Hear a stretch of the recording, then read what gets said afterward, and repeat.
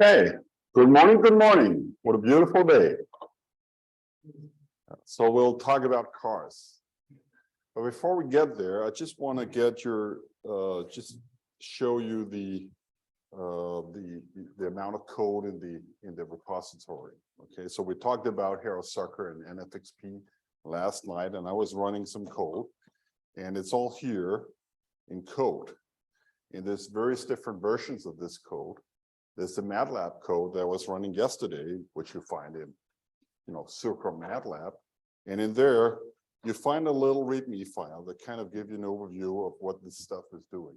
Okay, so here you can see kind of the starting points, the entry points for the different things. Like, if you want to estimate Circus model, it's called run bus data. If you want to do those error bounds that I calculated where you can see the quadratic and linear convergence, it's called run error bound. If you want to do a comparison with MPEG, there's code to do that. And we're going to talk about, or Victor is going to talk about the nested pseudo likelihood estimator. There's also code to do that. And Bob is going to talk about the CCP estimators. There's also code to do that within this package here. So you can see here all these different scripts, and then there's some MATLAB classes. There's a model class that has all the Bellman equation, utility functions, and so on. There's a general purpose solver that solves dynamic programming problems. So, that's kind of how the code is organized. There's also Python code. Yeah. Well, this is on GitHub. So, yeah, I have to be careful going forth and back here. So it's right here in the repository code, and then Circle MATLAB. Okay, there's also Circle Python, and so this is in Python, and for example, the nested fixed point algorithm, you'll find the code here. For the MPEG, you find it here, and for NPL here. And then there's some exercises in case you want to kind of get into the woods and do this step by step.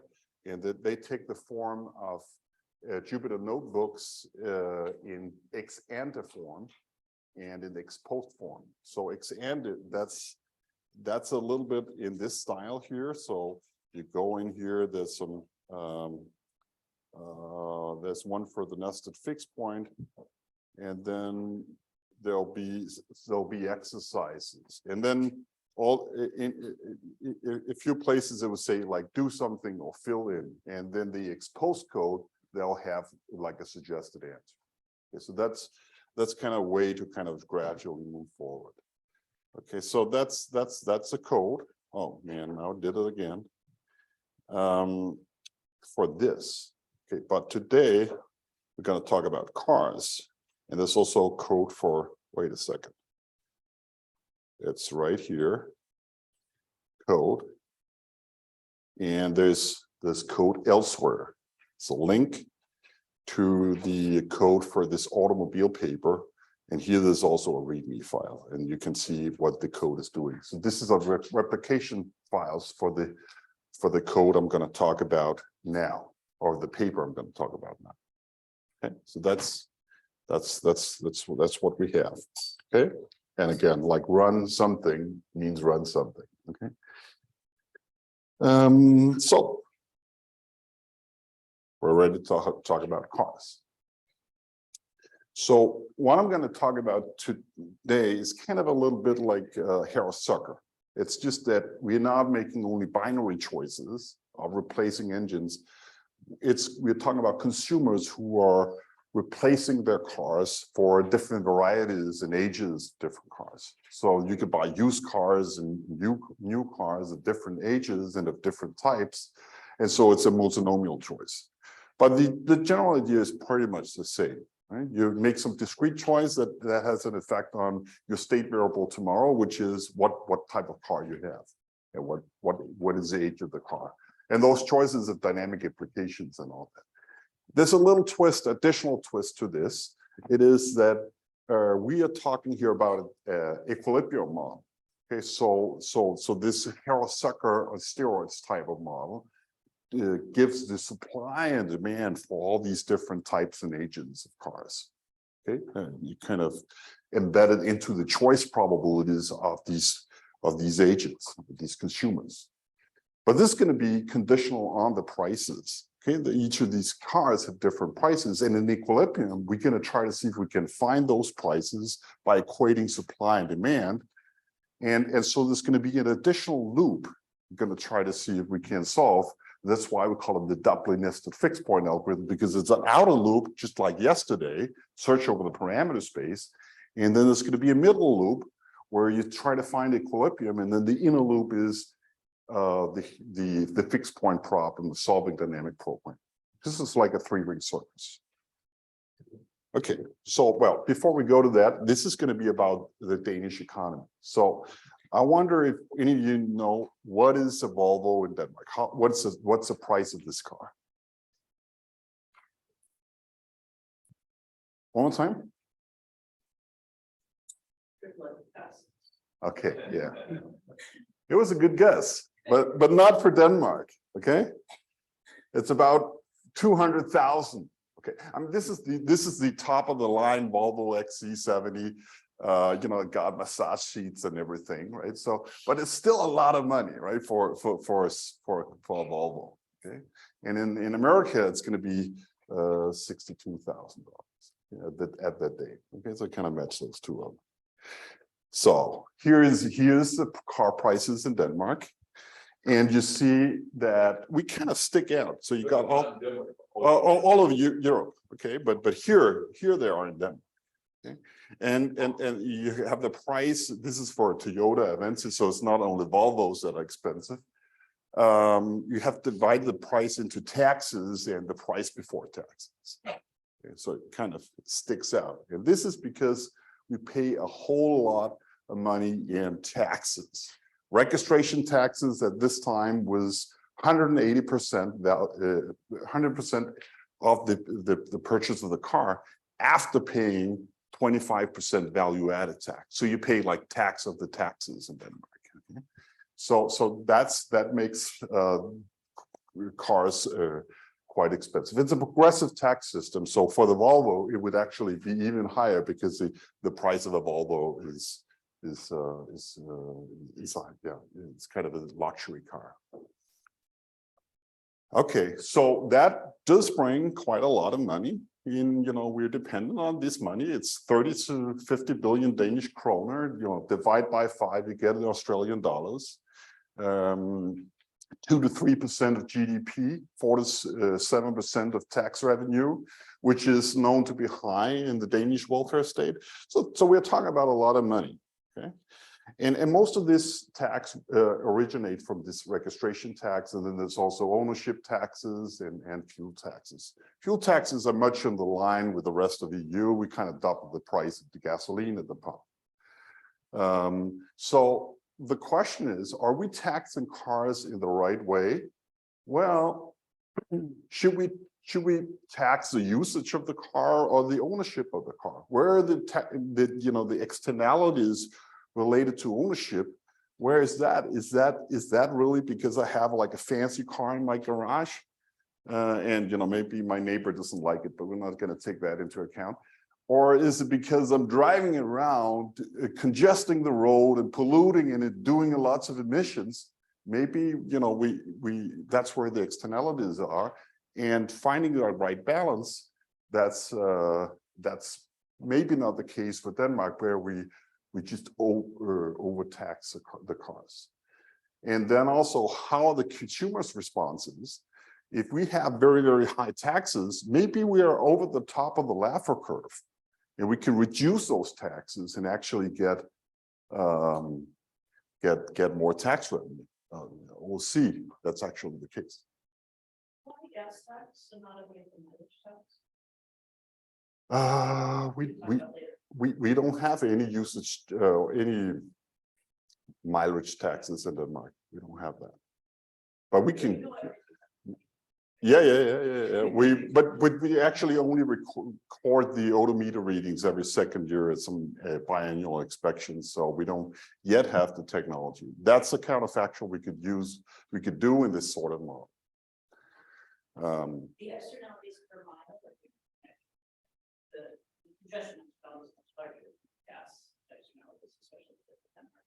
That's I mean, different cars have different fuel consumption and yeah. Anyway, so before we kind of get there, yeah.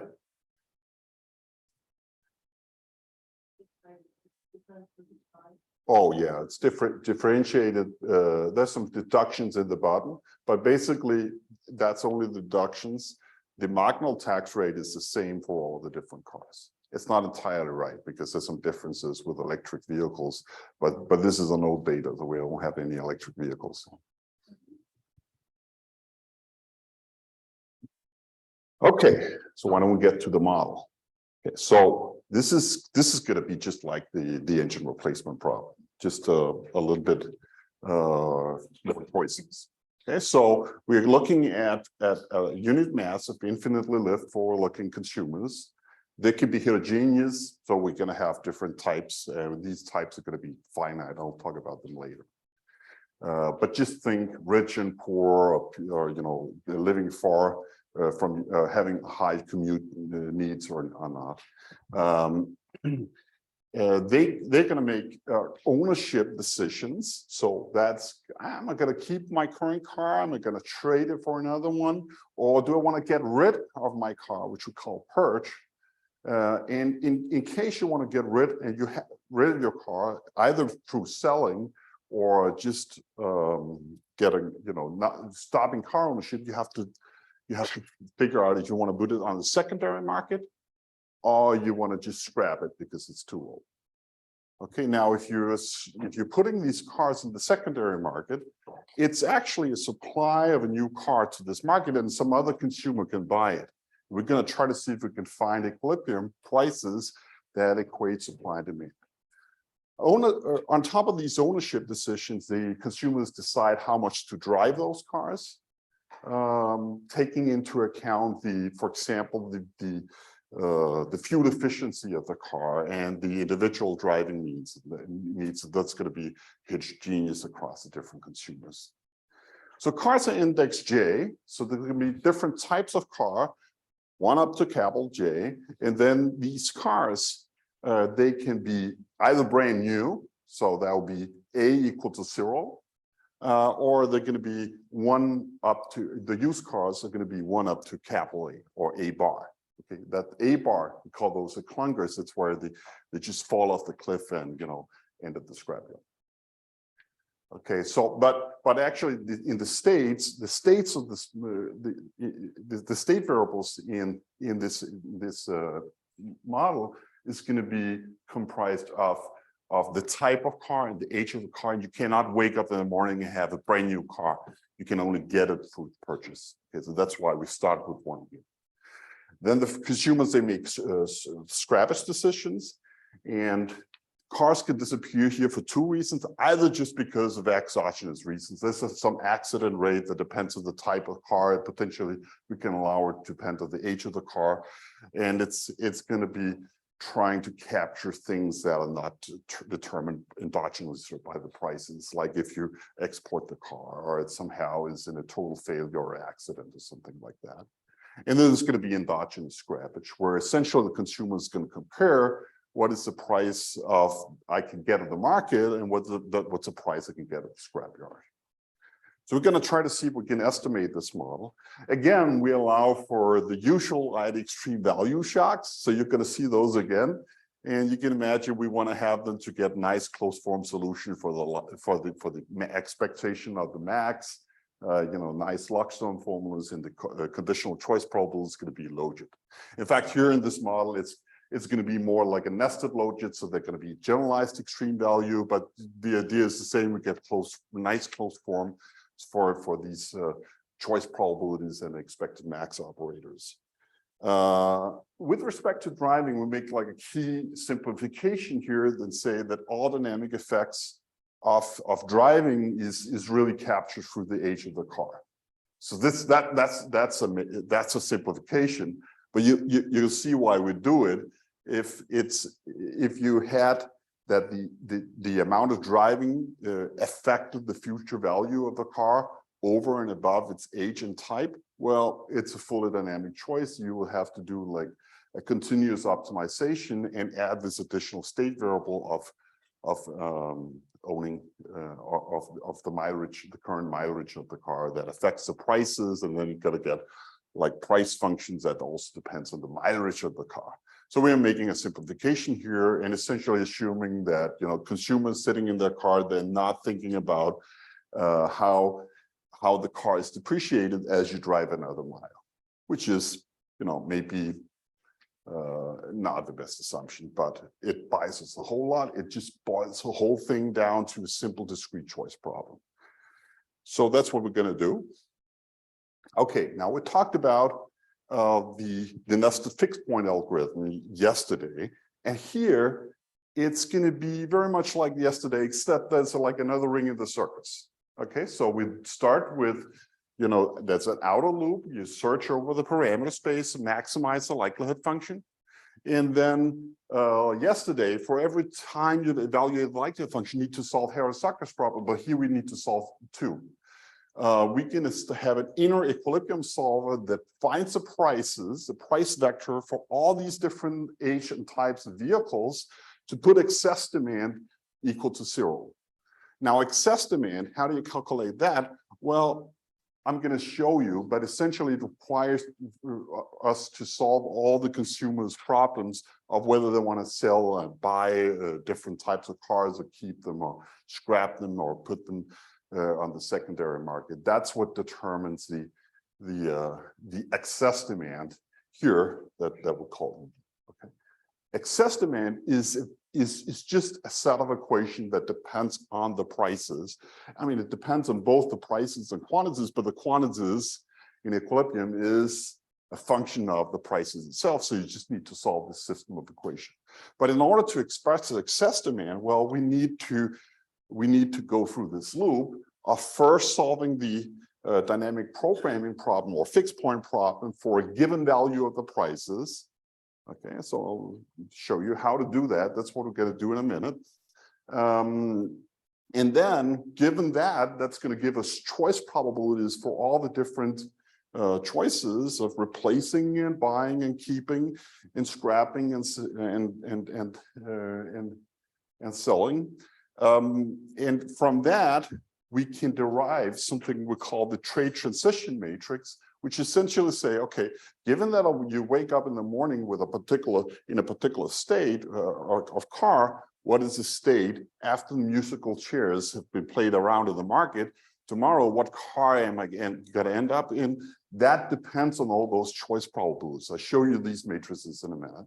Now, from that, after the trading phase, is going to be an aging phase. So the cars that are aging becomes 1 year older. Okay? Bertel, we have an online question, which is, are the cars modeled as homogeneous goods, as in facing the same price for all? So there's different types of cars. So in that sense, the cars are heterogeneous, right? But each type of car, each type age combination is a homogeneous good, I would say. Yeah.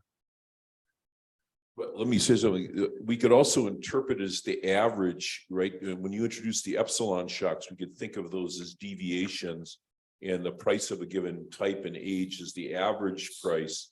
And then there's these deviations that get negotiated, right? That would be a kind of a finessed interpretation of the model. Yeah, that's right. Or an alternative interpretation is that consumers have different preferences. That's kind of shifted up and down by the epsilons. John, that's a problem with the price shock because there's private information negotiate. That would be a quality shock. Yeah. So that would change demand. That's a very good point, Ashley. There is work though by Charlie Murray and others that show that we have transactions costs. So there's costly verification that solves the Akerlof information problem. So you'd say that the car gets verified and it's reflected in the transactions costs when we trade. So we'll have transactions cost that Bertel will introduce as well. So that's one kind of another finessed way of doing it. Okay. So given this, given these trade and physical aging transition matrices, we can transform the current age distribution. So Q, that's the ownership distribution, essentially what is the fraction of consumers owning different types and ages of cars. Again, I'm going to come back to this. You'll see this vector. And that's the distribution in the morning. And then after the trading phase, you get the post-age distribution, and then after the post-trade distribution, and then after the aging, you get the beginning of the next period morning. Okay, and so the equilibrium distribution, what we're going to assume is that that's a stationary distribution. Okay, so we're going to try to solve this ergodic distribution of car ages, and you see here, since this is a function of prices, this distribution, car age distribution, is implicitly a function of prices, and all that goes into the computation of the excess demand, and so then we're kind of close to that in a circle, and so what we're going to do to find equilibrium is going to vary those prices until that excess demand is put to zero by resolving the equilibrium over and over again. Yeah. Sorry, I'm not on lots of question asking, so. But is this effective in avoiding this equilibrium? Because there's a mass of consumers who affects the equilibrium, but you're solving the equilibrium for this distribution. I think it's a type of oblivious equilibrium. So there's no macro shocks or anything that would make like the entire distribution of cars a state variable or anything like that. Generally not. Yeah. Oblivious anyway. I would call it just a rational expectations equilibrium, standard, recursive equilibrium. All our agents are the continuum of agents, so they're all atomistic, have no effect on price, and so they're all negligible, but they all know the correct price that they see. Okay. Next. And here I'm going to be very hand waving just to get your idea what affect consumers' choices. Consumers going to get utility from owning a car and operating a car. We call that U, and that boils down to what type of car it is. If you want to model the driving demand, essentially this is going to be the indirect utility at the optimal level of driving for that particular car. That's going to be totally heterogeneous across different types of consumers. Okay, then there's going to be a part here, which is the monetary cost of owning a car and operating a car. So there's an operating cost, the cost of driving, and the cost of maintenance. And then there's going to be trade and transactions costs. So that essentially going to be the price differences between the existing car you have that you put on the market and the car that you are buying if you're trading a car. I'm going to go very much into detail about how they look in just a second. And then we'll allow for buyers and sellers transactions cost in case you either buy or sell a car. We're going to try to see if we can estimate all the parameters in this utility function to do the counterfactual predictions from this model.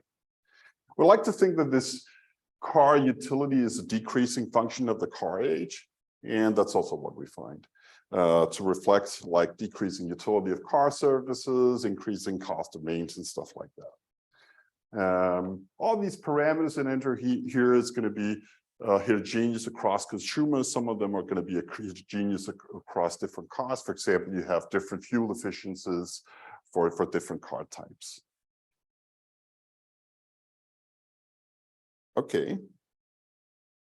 And then, of course, we got our epsilon shock. Yes?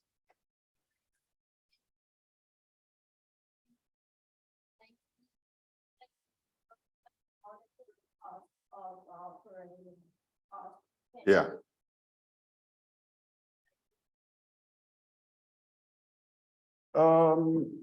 Yeah, because we are observing some of these things. Like, for example, the operating cost that varies across the different car types. And we know the fuel efficiency of these different types of cars, for example. Okay. And we know the prices of the different cars. So that's what's entering into these trade and transaction costs. There's a little provocation in the paper. Okay, so let's talk about the choice tree. Okay, so here's a consumer who owns a car. Okay, so there's going to be a different choice tree for cars, for consumers who doesn't have cars. Just like we talked about yesterday, these choice sets can be state dependent. So if you're a state of having no car, this choice set is going to be smaller. Well, if you have a car, you can choose to either purchase a car, in which case you go directly to the no car state. If you purchase a car, well, you have to decide what to do with the old car. Either you can scrap it or you can sell it at the secondary market. There's also possible just keeping the car, in which case car is just going to get one period older and you have the same type of car next period. It's just a little older. And you're not going to interact with the secondary market in that case. You can also choose to replace a car for another car. And in that case, you need to choose the type and the age of the car. So that's just following down this choice tree here. Whatever car you choose, you still have to think about if you're replacing what to do with the old car, replace or sell at secondary market or scrap. That's the choice tree. And that's going to be a set of value functions, choice specific value functions associated with each of these choices in the tree. Okay, so here's the first one. So the value function here, this is a Bellman equation. I'm going to show you these individual choice specific value functions in just a second on the next slide. Here they are. There's going to be three different branches of choices, just like we've seen. The value of keeping the car, okay, and and here there's a choice specific ID extreme value shock, and the value of purchasing the car. And see here the green letters, that's the states, and then you have the choices. So kappa here is kind of marking that you keep the car. If you are purchasing the car, well, that's indexed by the empty set. You choose no car, but in this case, you have to again choose whether or not you want to scrap the car. So there's an additional choice, nested choice of scrappage in this case. So that's kind of formalize this idea here that you have this additional choice. It's an additional max, an additional nested choice. That choice can actually be derived in a static way, and we just compute the additional option value of having the possibility of selling the car at the secondary market and add that to utility integrated out. So it's not like something that really complicates the model, that scrap choice, but it's an important part of the model. And then there's the trading choices. Again, you make different choices. The type choice, the age choice here indexed by D, but you can buy new cars all the way up to A bar -1. You can't buy the clunker. Okay? I mean, that's a modeling choice. Essentially, this clunker state, A bar, is just a big number. Eventually, there's not going to be many cars out there. We have 25-year-old cars. A bar is 25 in our model, and there's not a lot of cars out there. Most of the cars are going to be scrapped endogenously or removed by accident even before you reach A bar. It's just like in the engine replacement model, there was also like an upper bar of mileage where you say, okay, now these cars that are out there, they're just homogeneous, nothing happens after that. So that's basically the discrete choice part of this problem. So let's take a look at the choice specific values, just one by one for each node in this game tree or choice tree. So what do you get if you are purchasing the car? That's the first line here. Utility of, if you are purchasing the car, then the car that you drive,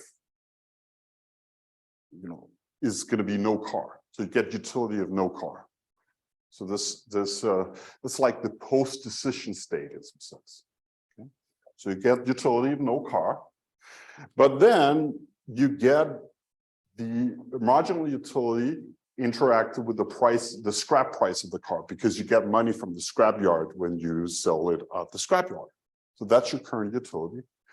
And then the next period, well, you have chosen to have no car because you scrapped it.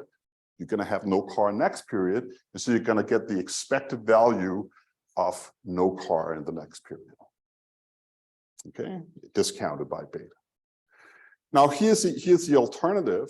It is if you are choosing to sell the car at the secondary market. Okay, in which case you get the same utility because you have no car to drive or show off in the garage. But then you get, instead of the price or the scrap price, you get the market price. Okay, so you see here suddenly now the market prices, they enter here in the agent's choice specific value function. So if we want to solve this, we need to solve this for a given price vector. Okay, and then you pay sales transactions cost if you want to pay that. If you want to sell that car at the secondary market, this can depend on the age and the type of the car. It could be proportional to the prices or a function of the prices. And so we estimate a flexible function of these transactions cost. And then you end up in the state, regardless of whether you scrap or sell the car, you're going to end up in the same state tomorrow with no car. Here's what happens if you keep the car. So if you keep the car, well, you get utility of the car you already have, which is the state, right? So the car you drive becomes the car that you already have if you keep it. It's going to age for the next period, but this period is just going to be the same car. There's no trading cost in this case because you're not going to the secondary market, so no transaction cost, no trade cost or anything. Everything that is, right here is just going to be zero. Next period, well, the car can be in an accident, in which case you just go to the clunker state. That happens with probability alpha. Okay, and alpha here can also depend on the type of the car. It's not explicit here, but that's certainly possible. But if it's not in an accident with probability 1 minus alpha, well, you're going to have the same car next period, and you're going to enjoy the future discounted expected utility of that car just 1 year old. Okay. So it's kind of the deterministic by choice state transition. Here's the trading choice, and there's two of them, one for scrappage and one for selling. Okay, so again, you get the utility of whatever car you have chosen to buy, because that's going to be the post-state, the post-decision state. So if you choose to buy a car of type J, of age D, well, it doesn't really matter what car you had. That's the car you're going to get utility for. The utility function, the current period utility is still a function of the state, right? Because it is affecting the trade cost. So you will get the scrap value for that type of car that you put on the scrap yard. And that could vary across the different types of cars. Or if you sell it, well, you're going to get the market price for that type and age of car that you already have in your current state. Okay. The next period, well, you're going to end up with the car you replaced for just 1 year old. Again, they could go into accidents. In that case, you enter the clunker state. Or they can stay in the market and you will have this car that's just H1 period. So pretty simple. Okay, so states, that's what you have when you wake up in the morning. You make your choices. That gives you a new car to drive, and then you enjoy the current period utility from that. and then you go to the next period.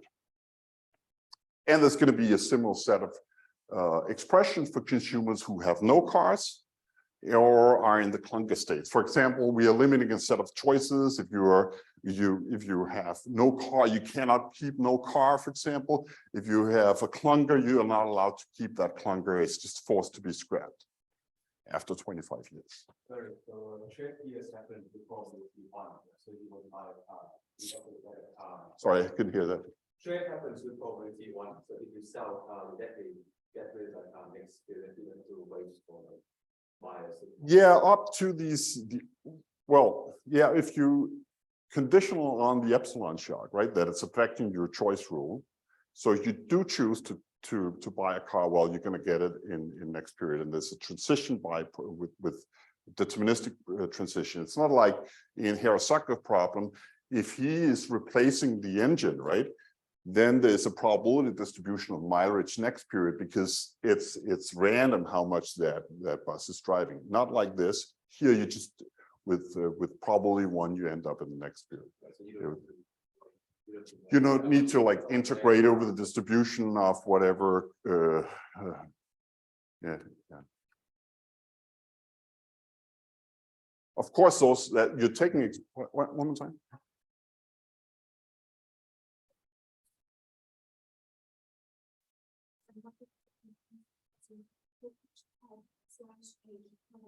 Exactly.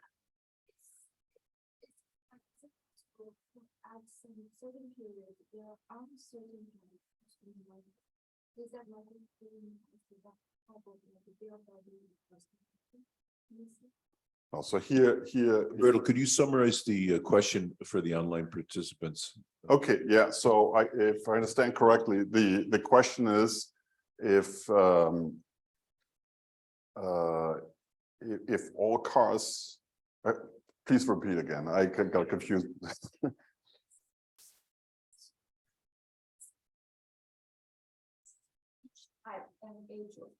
Yeah, there's a market clearing price for each type and age of car. That's right.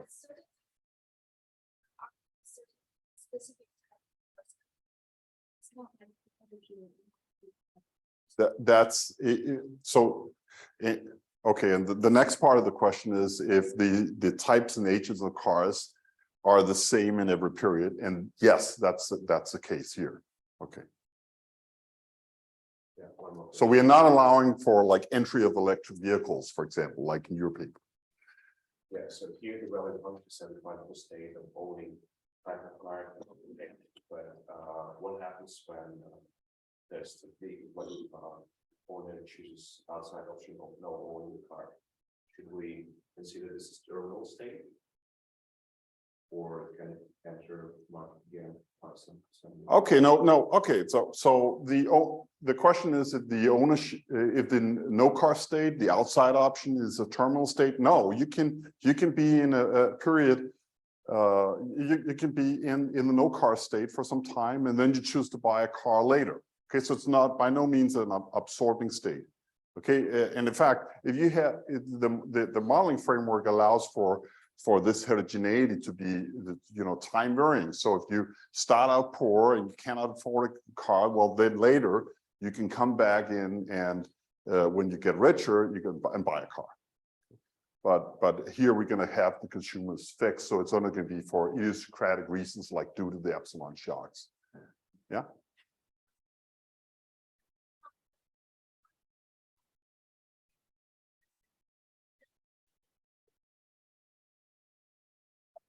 Yeah, I mean the difference between the different types of cars going to have different attributes like that are specific to the car type. Like for example, fuel efficiency. If it was electric vehicles, the range of the vehicle, the weight of the vehicle, and so on. Okay, and these are not changing over time as the cars age.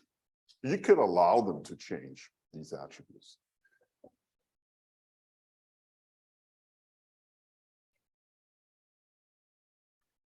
Can you repeat that?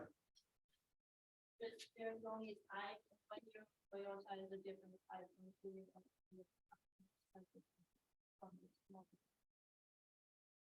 So I don't have age, I just have 4 different types of cars. And I assume The type, the car types are constant, and what is changing in every period is the age of the car. Okay, Well, so let me let's just amplify on that too. There's a structure that we're going to think for a given type of car, utility should be decreasing in the age of the car. So a 1-year-old car should give you less utility than a newer car. That's a quite, but we can't say that type 1 cars are necessarily better than type 2 cars. That all be determined by the utility function. Okay, but there's a kind of natural ladder that older cars are presumed to be less utility than newer cars. Okay. I think I should move on. I have like 15 minutes left. Yeah. Okay, so great. So what I want to get back to here is, you know, we have almost specified the Bellman equation. There's more to go. We started here, right? You got the value function here. Okay, depend on the choice specific values. In each of the choice specific values, well, they depend on current utility and the future expected utility, the expected value function, just like we talked about yesterday. Now, how do you get the mapping, the Bellman operator, the mapping from expected values to expected values? Well, when you just need to express the expected value function, and that's what we have here. Okay, so we're going to assume that the shock side extreme value, at least in this slide. So here the expected value function is going to have this well-known log sum formula. Okay, and within the formula, you got the choice specific values from the previous slide that in turn depends on the expected value. So you got this, you got your mapping, your Bellman operator. Okay, so you want to, if you want to solve this, well, for a given price vector, you can just iterate on this Bellman operator and solve it by successive approximations, or we can use the Newton-Kotorovich algorithm we talked about yesterday, or Howard's policy iterations, the way that John would frame it. Okay, so we have a way to solve this fixed point problem. Now, again, this is going to be for a fixed vector of prices. We can solve for a fixed point, which means that these expected value functions are implicit functions of those prices. Okay, so for every price vector, there's going to be a Bellman operator, and for each Bellman operator, there's going to be a fixed point, a unique fixed point, because this is a contraction. Another benefit of these ID extreme value shocks is we get the logit formula as choice probabilities. Okay. And so again, once you have solved this, you solve for the fixed point, well, you can express the choice specific value functions by these formulas. Okay, and then you have everything you need to put into your logit formulas to get the choice probabilities. Okay. So again, for a given price vector, we can solve the dynamic program and back out the choice probabilities using the logit formula. In fact, in this model, we're using the generalized extreme value distribution, and that allows for these nesting patterns that I kind of indicated in the choice tree. And so the formula here for the log sum would just be slightly modified. It would be like a recursive log sum where each element inside this value function itself had a log sum from lower nests. Okay, but just not to confuse you guys, I just assumed everything was at extreme value, and then the choice probabilities, well, they're going to have the choice probabilities forms of a nested logit. Okay, but regardless of whether these are extreme value or generalized extreme value, and you allow for nesting, these choice probabilities is going to be functions of the implicitly dependent on the car prices.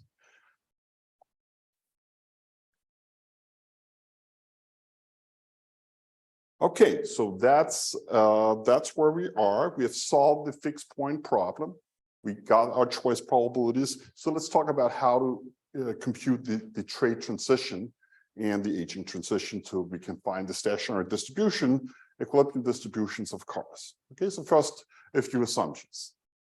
So we can assume an infinitely inelastic supply of new cars. Okay, so even though we have very large taxes in Denmark, and you may think that the producer prices is going to be affected once we change the prices, we're neglecting that and assuming 100% pass-through. Okay, that's a separate page. So we can assume infinitely elastic demand for scrap price. We're just going to keep those scrap prices fixed. And so what we're trying to solve for is these J times A bar minus 1 used car prices in the market. Okay. Here it's the ownership distribution. It's really, there's a vector of numbers for each of the different types of cars. Including the no car state. So this is essentially the fraction of consumers who are holding no car. This is the fraction of consumers who are owning a car of type J that is 1 year old, and J bar yield. So that's going to for each combination of a type and age and the no car state, there's going to be a fraction of consumers being in that state. Okay.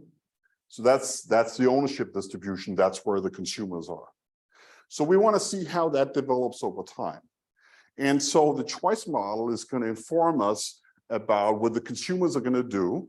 So that is effectively describing the state transition if you're going from, say, the no car state to owning a particular type of car. Okay. So let's define the equilibrium. So that the equilibrium here is a pair of prices and quantities, or prices and ownership distributions, so that the consumers are maximizing expected discounted utility. They're solving the Bellman equation. And the secondary market clears for all tradable cars. So excess demand is 0 for all the combinations of ages and types of cars. And the ownership distribution is time invariant. Okay, so that is, this distribution Q is not changing over time.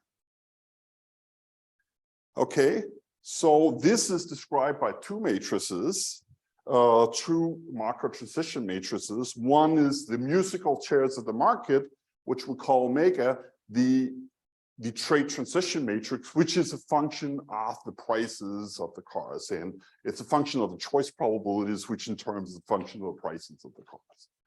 And then this physical aging, and I'm going to show you these matrices now. Okay, so here's the ownership matrix, or the trade transition probability matrix. And here I've kind of just subsumed all the age indices and just focused on different types of cars. Okay, so each of these elements here in the matrix are in itself matrices that describe how consumers with different ages of cars of a particular type is ending up with another age of car next period. Okay, so let's take a look at the diagonal here. Now, at the diagonal here, this is these are functions of the choice probabilities. Okay, so this is the probability that if you come in with a car of type 1, that you trade for a car of type 1. Okay, so these are essentially the choice probabilities, or it's a matrix of choice probabilities, because you can have different ages of car and you can choose different ages of cars of that type tomorrow. And then here, these are the probabilities of keeping the car. You can enter with the same type of car tomorrow for two reasons: either because you trade for that car, because you keep that car. So that's why we at the diagonal add the key probabilities. Okay, now here's another one. Okay, I wake up in the morning and I have a car type 1. Well, the probability I get a car of type 2 is the choice probability that I choose that car. Again, these are matrices that of conditional choice probabilities, conditioning on what type of car that you have today, including, or what age of car you have today, including the no car state. And down here, here's the probabilities, the transition probabilities for the people who have no car, and they can also buy cars of different types and ages. So all these things together, it's essentially composed of choice probabilities that in turn is functions of prices. That describes how consumers, they are changing state from period to period after this trading phase. Okay.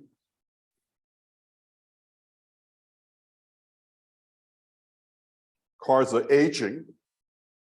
So for each of the each of the different types of cars, it's going to be an aging matrix, and each of these aging matrices describe what the aging of the car. So if you have a new car, well, it's going to be 1 year older with probably 1 minus alpha, where it's not an accident. If it's an accident, well, it just returns to the clunker state and it's going to disappear from the market. So together, you start with the beginning of the period distribution of cars, or ownership distribution. There's a trading phase governed by this trade transition matrix, and then there's an aging phase. It's kind of described by this flow chart of Greek letters. Okay, so you start with Q, then after trading, this becomes a post-trading distribution that includes new cars as well. But then the cars are aging, and then at the beginning of the next period, there's only going to be 1 year old cars and older, including the clunkers, because the cars are aged. And the condition for invariance for this owner distribution is that the distribution in these two successive periods is the same. Okay, so we can solve to find the invariant distribution. We have to solve this fixed point equation, which you can actually solve by linear algebra. Okay, and what we show in the paper is that there is a unique ownership distribution, and basically these ID extreme or generalized extreme value shocks makes it, there's positive probability for trading for any value, any type of car makes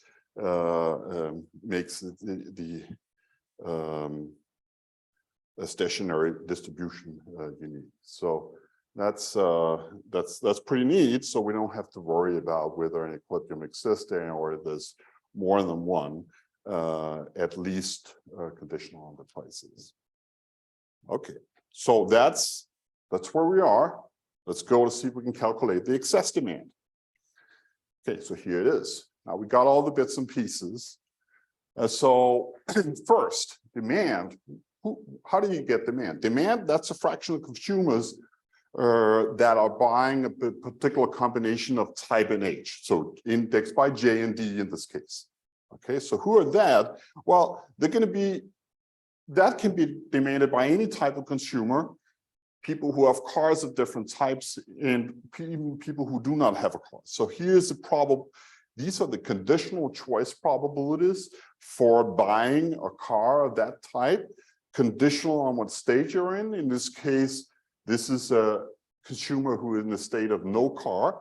And then we just multiply with how many of those consumers are there. Okay, and that's the element in the ownership distribution, the number of consumers or the fraction of the consumers who have no car. Okay, so these are the car consumers' contribution to demand. And just like the no car consumers can buy cars, well, the consumers who already have a car, they can also buy a car, contribute to demand for a car of type JD by aggregating all these different types of consumers who demand cars of type JD, so that you get the overall demand for that type H combination. That's the demand. Okay, and again, so the choice probabilities here, which in turn are functions of the prices, we micro aggregate that up over the distribution of the ownership distribution by aggregating the conditional choice probabilities, you get the demand for that car, particular car type. Of course, there's going to be demand for all the different types of type and H combinations, and so we have several expressions here. Then there's the supply. Well, it's easy. Supply, that's just everybody who's going in to the market. That's people who have a car of that type. So this is here we're conditioning on the state now. That's the car owners of type JD who are not keeping the cars, okay, and are not scrapping the cars. How many of those are there? Well, we pick that from the ownership distribution. That's how many people who already own a type J HD car. That's the supply. So market clearing condition is just put supply equal to demand for all these different combinations of ages and types of cars. Price vector that move these choice probabilities around and also move these quantities around because they are implicit functions of the prices. You know, we repeatedly solve this equation for every price vector. And that effectively gives a system of equations for all these different J times A bar minus 1 different prices and different goods. So we have this many unknowns and this many equations. We just solved that by Newton's method. And see here, yeah, just a second. Here, we are really, really happy that we have the iod extreme value shocks because everything is smooth. Okay, you can differentiate all this stuff because it's just a bunch of exponential functions, and you can use the implicit function theorem to get the derivatives of the ownership distribution. You can essentially everything is differentiable because all these demands are just continuous smooth functions of the prices because of these iod extreme value shocks makes everything looks nice and smooth. Okay, no discontinuities. Yeah, that was a question. Just wondering, your excess demand function, is it going to be monotone? Or do you have some conditions to ensure that? Can you answer that, John? If The question is monotone. It doesn't have to have any monotonicity property. We can guarantee an equilibrium. We would just use the Brouwer fixed point theorem that we map, a compact convex set into itself. There's at least one fixed point. So we know there's one fixed point. Well, there's one equilibrium. What we don't know is there multiple equilibrium. And we've tried to search for them. We've never been able to find multiple equilibria in this model. So while the Q is unique conditional on P, there may be multiple P's that set excess demand to 0, though we've never been able to find such a case. Just with the new car price and scrap car price, are you using those examples? So you're not selling them for that. the new car prices and the scrap prices, yes, they're exogenous. They're just fixed. So we are not taking into account how the registration tax would affect the new car prices. That would require like a primary market side of the model. We don't have that. Very interesting to do. And this is essentially what John just said. We have a theorem showing that there is we can show existence of this equilibrium. We only show existence. The quantities may be unique as a but it's not clear that we can establish unique equilibrium that could be multiple price vectors, but we haven't found more than one so far, and it really solves pretty quickly.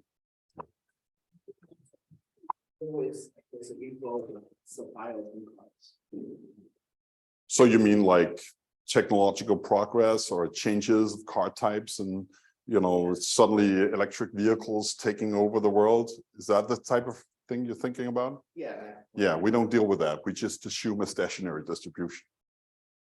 So that's going to be challenging to do. Yeah. With a follow-up on that, maybe if you're going to get to this, leave it, but how are you going to do counterfactuals that might change this distribution?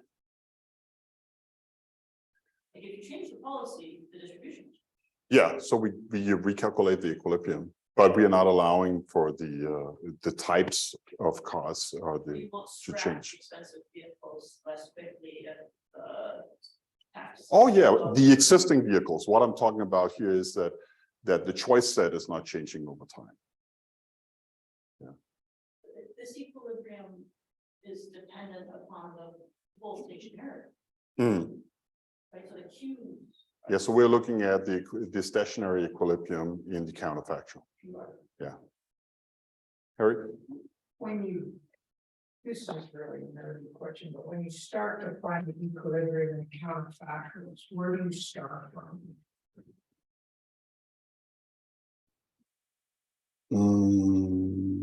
Well, we start from a stationary distribution. We assume we are in a stationary. Yeah, Q start, P start. You start out as the warm start, or do you start cold? I'm not sure I understand the question. We'll just start with the initial initial guess that we do for launching the new method for solving the Q. Are you talking about how to solve it or? Here's the general question. In general, there exists a fixed point, and Sar's theorem, there exists an iron number.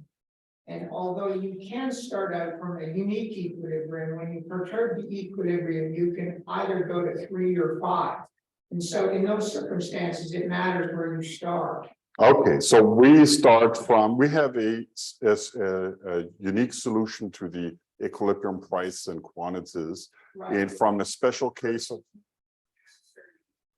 A unique one. no, so in this model, it's not necessarily unique, but there's a version of the model and where there's no transaction cost and all consumers are homogeneous, where we can solve the, very much like in John's thesis, where you can solve the equilibrium.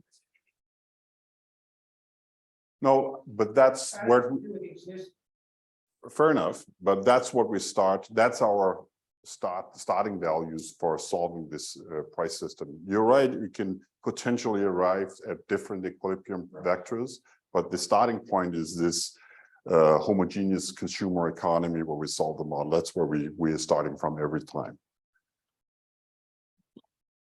Well, I think that's really important. You know, in other words, with a contraction, it doesn't matter where you start, you're always going to go to the fixed point. But for this excess demand, if you don't start close enough, you can shoot away. And so here, by this trick that he mentioned, by a homogeneous model with no transactions cost, it seems to always give us really good starting values that home us into the solution using Newton's method. So we were just lucky that way. Yeah. Oh, but I don't think that's, I mean, I understand why that's comforting to interpret it that way.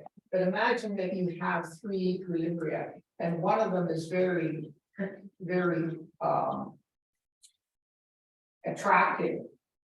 When you perturb it, you may lose that it necessarily need not be the equilibrium you're looking for. Sure. In general, what you say is true. We just don't have any evidence that we've have that kind of behavior. You know, it could be an odd number, but the odd number is 1. And so far, the odd number that we find is 1.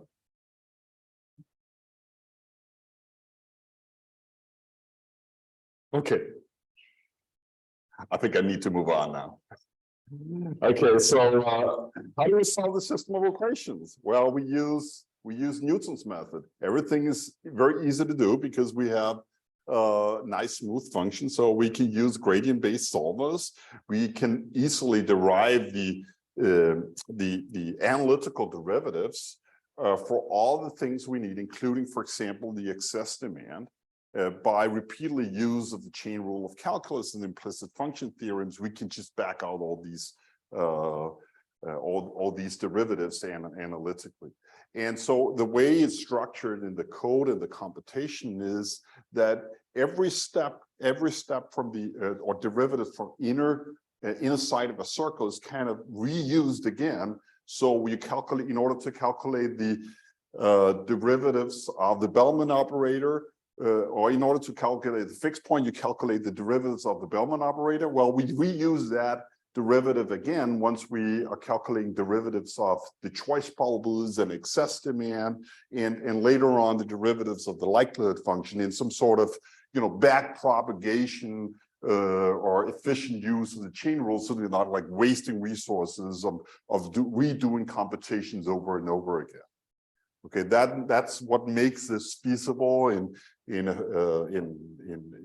finite time on this computer. In fact, I don't know if I have enough time left. I have 25 minutes, so why don't we try to see if we can estimate this model before run estimation before the break is over. Okay, so it's running now. It should take like 15 minutes or something.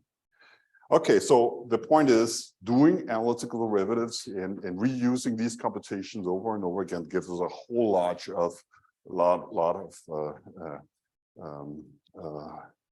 of speed and feasibility in terms of using this framework. Okay, so we do that when solving the dynamic program, when solving for the equilibrium prices, and for maximizing the likelihood. All these derivatives, they just depend on each other and are combined in one like beautiful organism. Okay, now we didn't talk much about the consumer heterogeneity. We extend the model to allow for several types of consumer heterogeneity. That can be time invariant or time varying, or the combination of the two. In the paper, they're actually just time constant, but it's a pretty trivial extension to allow for these types to change. You just have to have some sort of transition matrix for the consumer types.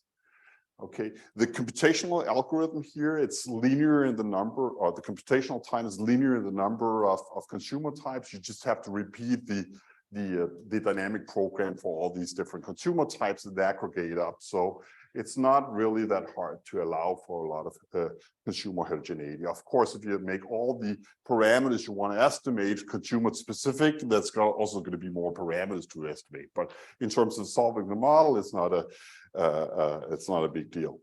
What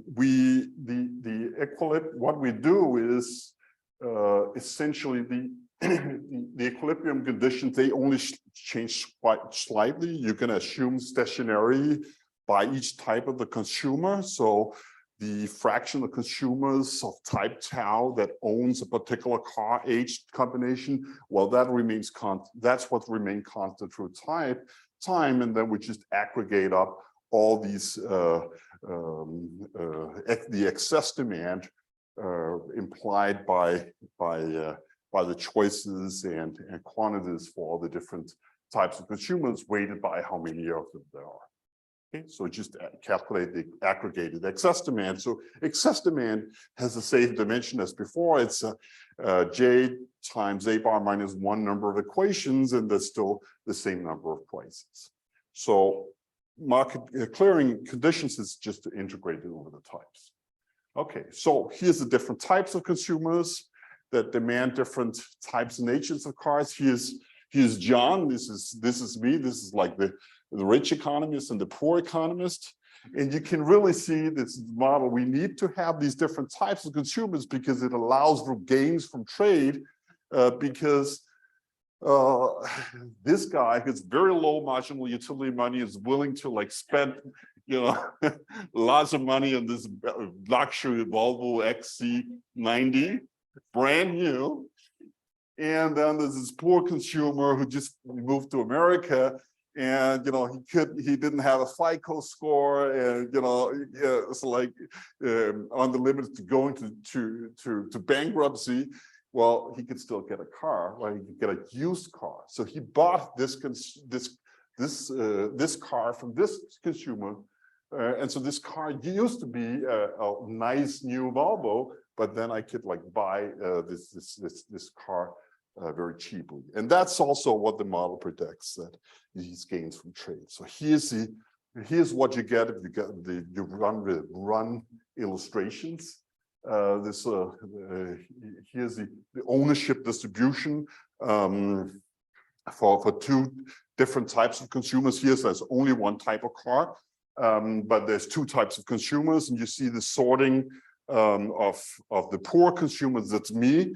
So I'm the red guy. I'm in the old part of the age distribution, whereas John is just much more likely to buy the new cars all the time. And if you look at the no car state, there's also sorting in there. So the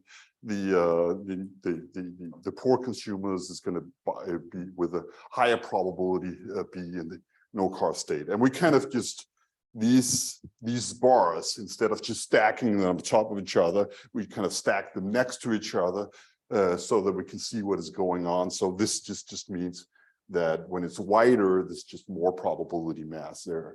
So we're comparing here situation with low transaction cost with high transaction cost. And what you can see is that over and above the sorting into each of the different types of cars, you see the transactions cost is driving out primarily the poor consumers, because it's just not worth for the rich consumers to sell these cars to the poor consumers because of the transaction cost. Well, that not only affects the poor consumers, but also the rich consumers, because they're kind of dependent on being able to sell this car down the food chain to the poor old Bertel who got the old Volvo, right? So there's these heterogeneous effects on transaction cost, but definitely it affects also the purchases of new vehicles for the rich consumers. Here's what happens to the equilibrium prices of this little Mickey Mouse economy. So we have computed here the price for a homogeneous consumer economy with only poor consumers. In that case, the prices are high. Okay, and on the rich consumers, the prices are high. In the economy where there's only poor consumers, the prices are low. But then in the two-type equilibrium, where these consumers are trading with each other, this kind of drives up the prices, because there's these poor consumers who are willing to buy the older cars. So if you drive up the transaction costs, that really limits these gains from trade, right? So you can see these gains from trade reflected in the secondary market, because people are willing to pay more for these cars, when they can trade with each other. But if you increase those transactions costs, well, the prices is going to fall again, and the increased transaction cost then partially kills off this secondary market, and the cars are going to be scrapped much earlier, as you see in this age distribution here. So that's kind of the mechanics of this model. Okay, now we want to estimate the model, right? And so we derive the likelihood, and I'm going to be brief here. Essentially, we get data on transitions between different cost states for all the consumers in Denmark. So we have these transition data for each of these different types of consumers, and then we can, based on the choice probabilities and the transition rules, we can calculate the transition rules for these states. Okay? So you can compute what is the predicted probability that I go from a particular car to a particular owner, be in a particular car state next period, and that's going to enter into the likelihood. And so the likelihood is pretty simple if you think about it in this way. Okay, but all of this that requires resolving the model. It requires resolving for the equilibrium as we search over the parameter space. So that's in that way, it's kind of the deterministic fixed point algorithm. Now we use B-triple-H again, like yesterday. Okay. But So okay, just say something. There's one complication. There's two complications. We don't observe scrappages or accidents, so we have to margin those out of the likelihood. The other thing that we don't observe the secondary prices. So in our approach, we actually impute them from the model. So we actually are estimating model to estimate models of substitution across different types of cars, where we actually only observe the new car price, not the secondary prices. And you might say, wow, that's impossible. But we prove that we can identify that with all the other data we have. We do have some prices, but we're not using them. But what the model predicts is actually that these prices are very much lining up with the implied equilibrium prices from this model. Per John's comment just now, so like Murdochlicity in her job market paper probably uses the prices of the transacted ships as the continuation value, right? So she's literally not solving forward because she says that your continuation value has to be that you could sell it at this price. It must be a related proof argument that those two things are sort of flip sides of each other, right? If you have the continuation value, then that should be the price. And if you have the price, then that's effectively your continuation. That's a good insight. Yeah, that we should follow that up. Yeah, we'll have to look at it. And thanks for that insight. So if you observe prices, how that goes into the magnitude function? We observe the new car prices, so and the scrap prices. Or the you scrap. observe the second-hand transaction prices. Well, it's not entering into the likelihood. We could add this additional thing to fit, but we are not. And in fact, even though we're not trying to fit that, it actually fits the data.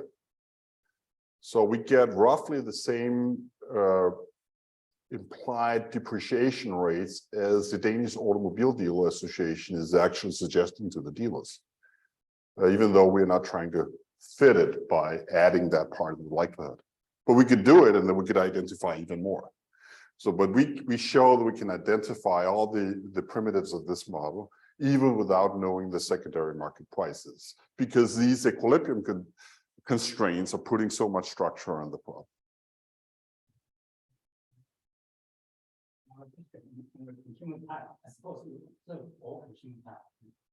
Yeah, we have a lot of background information of the dates.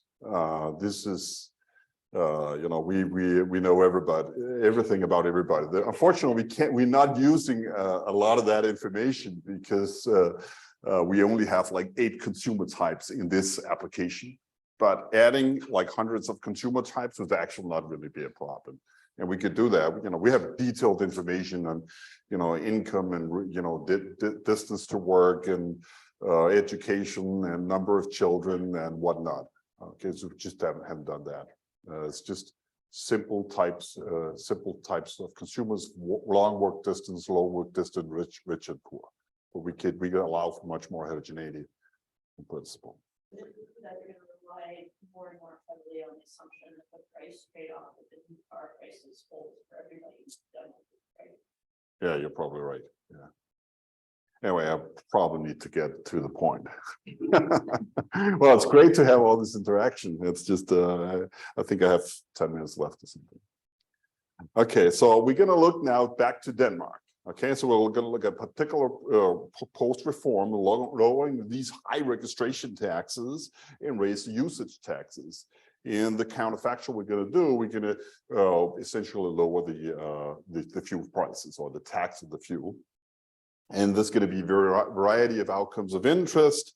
And it's clear that the equilibrium dynamics of car ownership and type choices is first order of this, because this reform is going to affect the new car sales and the amount of trade in the secondary market. It's going to affect the, you know, the fleet age. If suddenly make it's cheaper to buy new cars, so it's going to people are going to keep those cars for a short amount of time.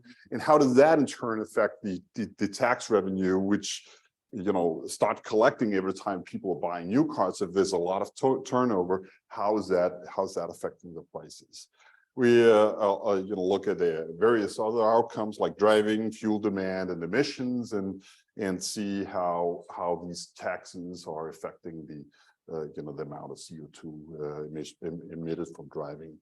And look a little bit about redistribution of welfare, and we can do that with this model because we know what everybody is doing in the counterfactual. So we try to capture these things simultaneously, which is why it's good to have a model.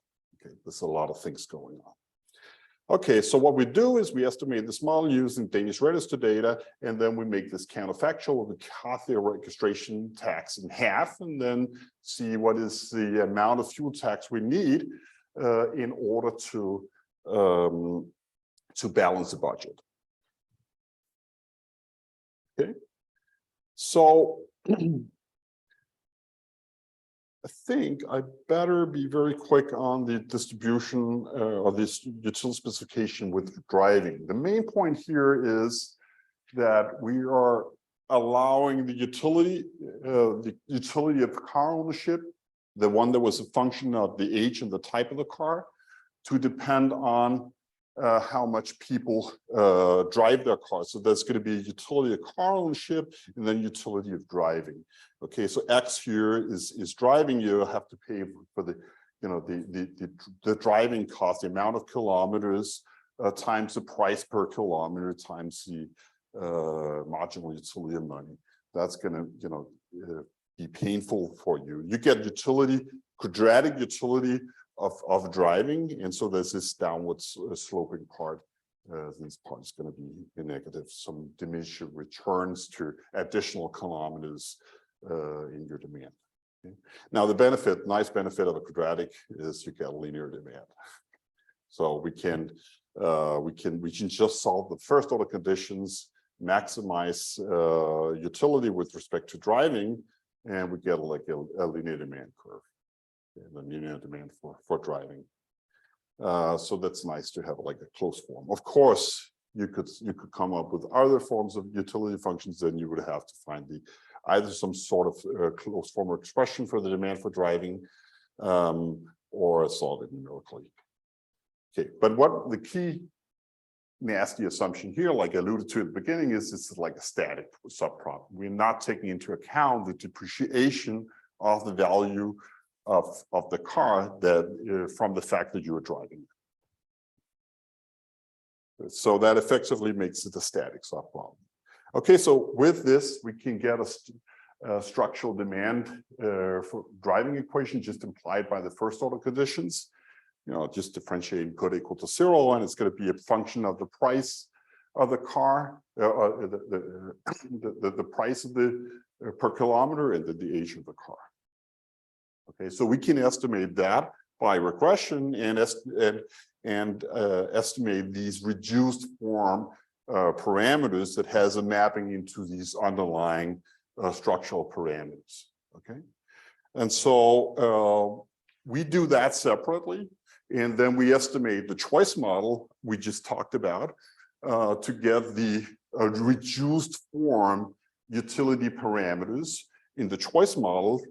Everything here depends on age and type, age essentially age and the type of the car, which is kind of deeply embedded into these U's that are heterogeneous across types and consumers. And with those U's and D's, we can map back to the heterogeneous coefficients, structural coefficients, gammas, and mu's and alphas, and so on. The parameters we need when we want to do the counterfactual predictions. So in other words, in short, we estimate these reduced form parameters from solving and estimating the discrete choice problem without thinking about driving. And then we estimate the reduced form driving equation. We combine these parameters to back out the underlying structural parameters. And you can see here, if you know all these different parameters, you can kind of back out what these alphas and gammas and phi's are for just by solving the system equations. So that's how we do that. Okay, so that's essentially what I said. Okay, model captures some key features of the Danish household data. Poor consumers are more likely to not own a car than rich ones, so it's kind of, you know, not so surprising. Couples are more likely to own cars and more generally a higher willingness to pay for cars compared to singles. If you are work distance per household, well, high work distance household, well, you need cars more, and so, you know, these things you expect kind of appears in the data. All cars also have a natural ordering of these different types of cars. We have 4 different types of cars here. There's heavy brown, which is like the dirty vehicles, and heavy green vehicles, and they have some sort of natural ordering. Everybody likes the big dirty diesel cars from Mercedes, I guess. Yeah, okay. So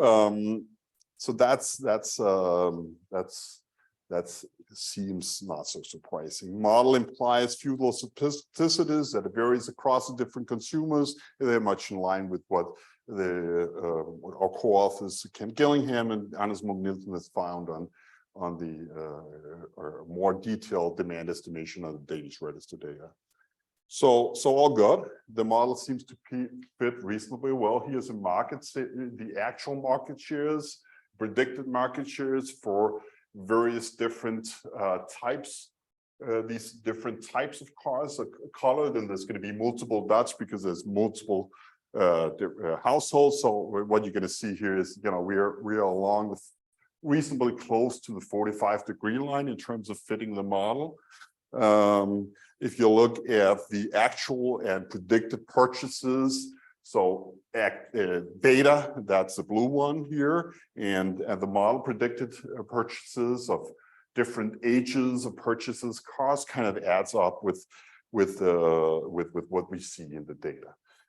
Here's the observed ownership distribution, and so you got the age of the car here in the horizontal axis for all these four different types of cars: light brown, light green, heavy brown, heavy green, and then it's color coded by the different types of consumers. So those here in the bottom, well, that's probably going to be me, right? That's the low work distance. Well, actually, I'm a high work distance guy, but let's just compare to John.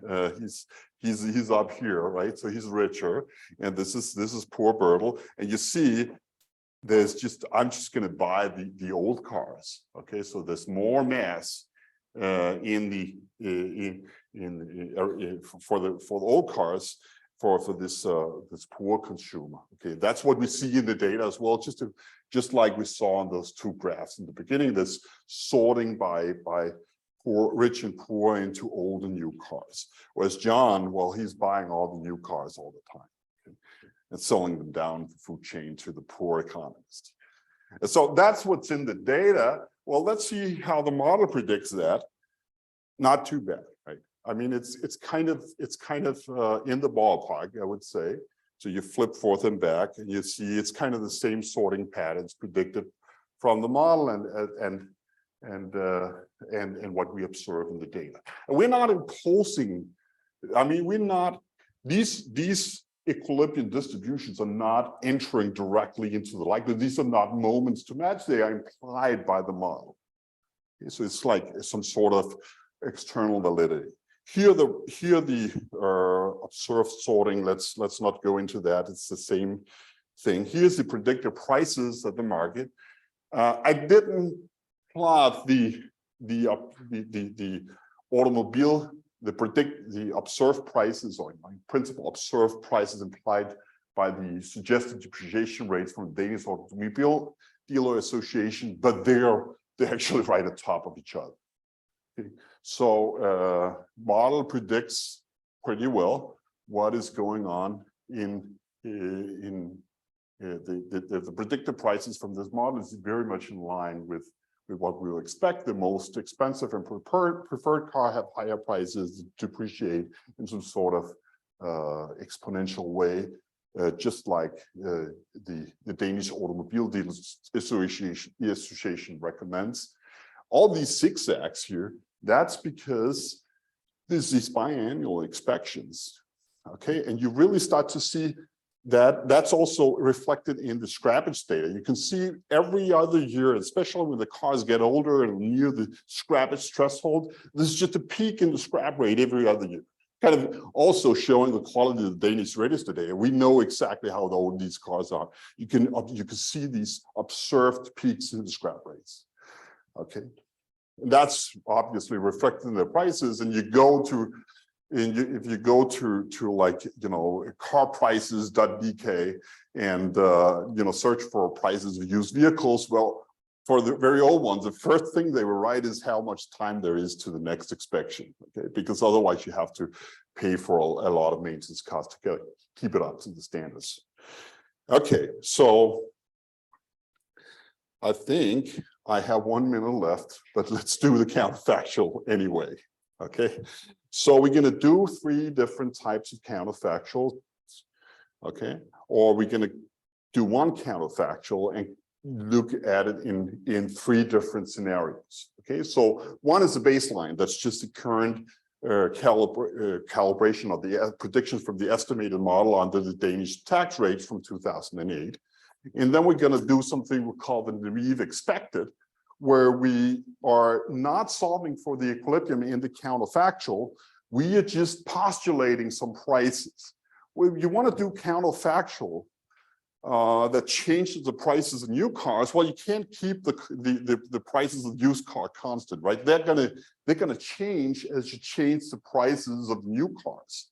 Okay, what you could do is say you keep the same depreciation rates or have some sort of proportional and assume that the prices are dropping proportional. That's what we're gonna do in the naive expected. Okay, and then we're going to look at what happens actually if we calculate the equilibrium, in this case, the realized effect of that counterfactual policy in the event where we calculate the equilibrium, so that we allow the age distribution and scrappage and everything to be affected by these equilibrium prices. Okay, and also turns out the naive policymaker, well, he sets the prices of gasoline in a certain way, expecting to get, here's the tax revenue. So you want to do a budget balancing reform. So, you know, by construction, this number is going to be the same as before, the same tax revenue as you had in the beginning. So but if you look at what happens if you play it out at equilibrium, the tax revenue actually falls because it's overestimating the effect of this, the Laffer curve effect. Namely, if the prices are dropping proportionally, it's just going to be much more attractive in that counterfactual to go out and buy a lot of new cars and replace all the time, and you're going to depreciate that tax revenue, and it's just going to disappear and make a big hole in the Danish economy. Okay. So you better, the message from this is you better do what the sophisticated is doing. He's using our model, calculating the equilibrium whenever he's doing the budget balancing reform to calculate another registration or another fuel implied budget balancing fuel tax, namely the fuel tax that appears as budget balancing when you take into account the equilibrium effect on prices implied by the model. Okay, so I think I'm kind of out of time. So I better stop here.